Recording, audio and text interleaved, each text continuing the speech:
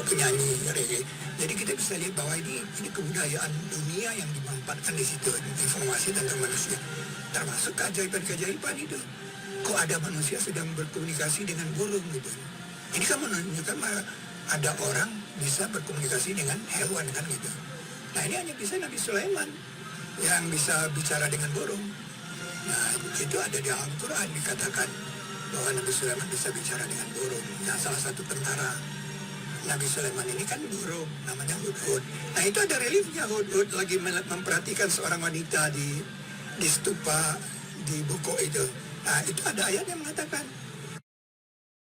Berbicara seputar Nabi Sulaiman alaihi salam, tentu hampir semua umat muslim di dunia mengetahui kisahnya. Tak hanya Sohor sebagai nabi yang juga seorang raja dengan kekayaan melimpah, Nabi Sulaiman alaihi salam juga dikenal akan mukjizatnya, yakni mampu berkomunikasi dengan hewan dan benda tak biasa, salah satunya adalah angin. Namun tahukah Anda, jika nabi yang satu ini kerap dikaitkan dengan Indonesia? Menurut sejarah, Candi Borobudur adalah bangunan megah peninggalan Raja Syailendra. Namun tak sedikit pula yang menganggap bahwa candi yang berlokasi di Magelang, Jawa Tengah ini konon adalah peninggalan Nabi Sulaiman.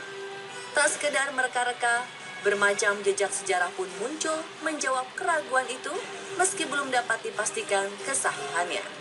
Lantas apakah benar salah satu candi terbesar di dunia itu ada hubungannya dengan kedikdayaan Nabi Sulaiman di masa lalu?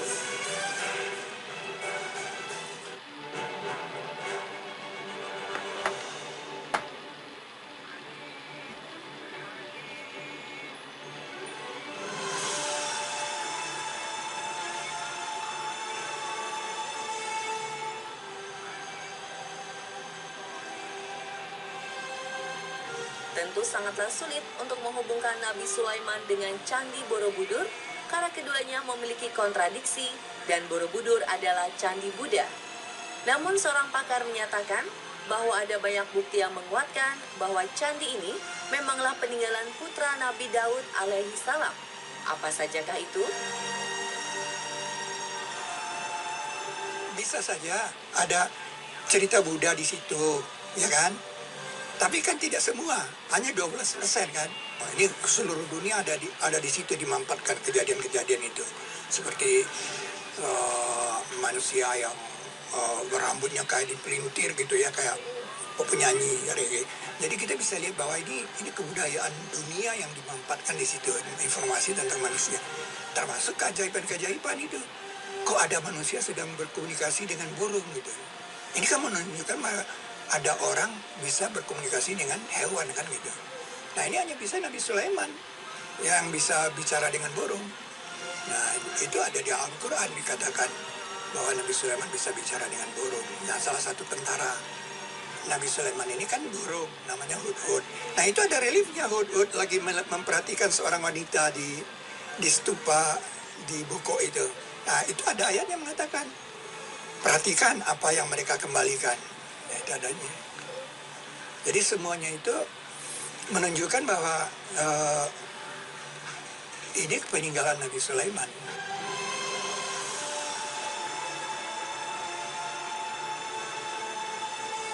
Tak berhenti sampai di situ.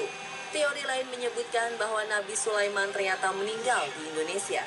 Buktinya pun masih merujuk pada Borobudur, tepatnya pada bagian stupa atau kiam nomor 6. Jika diperhatikan baik-baik, di dalamnya ternyata kosong, karena konon di sanalah Nabi Sulaiman meninggal. Benarkah demikian? Dulu kita berpikir kan Nabi Sulaiman ini tongkatnya panjang, ya kan? Ternyata diselidiki di dalam Al-Quran, ternyata istilahnya beda dengan tongkat Nabi Musa. Tongkat Nabi Musa itu dengan istilah aso, ya, aso. Aso itu berkali-kali diulang dalam kisah Nabi Musa, ya kan? Nah, tongkat Nabi Musa itu panjang karena dia bilang, aku bertekan padanya, teremisi. Ya. Kalau Nabi Sulaiman min sa'atu, tongkatnya pendek. Dan itu ada reliefnya, relief dia lagi megang tongkat pendek gini, pakai tangan kiri gitu, tongkatnya pendek, ada reliefnya. Jadi di situ kita dapat kesimpulan, oh kalau gitu Nabi Sulaiman ini dia bertekan dengan tongkat pendek, berarti dia lagi duduk kan. Nah, Itu makanya stupa itu kosong. Jadi benarlah kalau begitu, Nabi Sulaiman yang meninggal, runtuh karena tongkatnya dimakan rayap, nah setannya lari, jin-jinnya lari. Nama pun jadi bukti korelasi antara Indonesia dan Nabi Sulaiman. Jika diperhatikan baik-baik, nama Nabi yang satu ini memang sangat unik dan tersematkan unsur Jawa di dalamnya.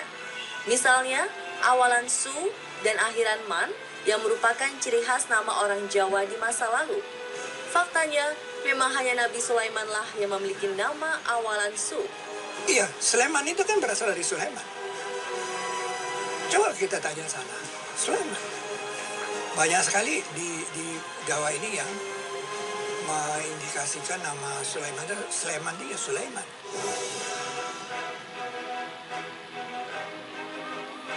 Tak hanya kepercayaan bahwa Nabi Sulaiman hidup di Indonesia, bahkan sang istri Ratu Balkis pun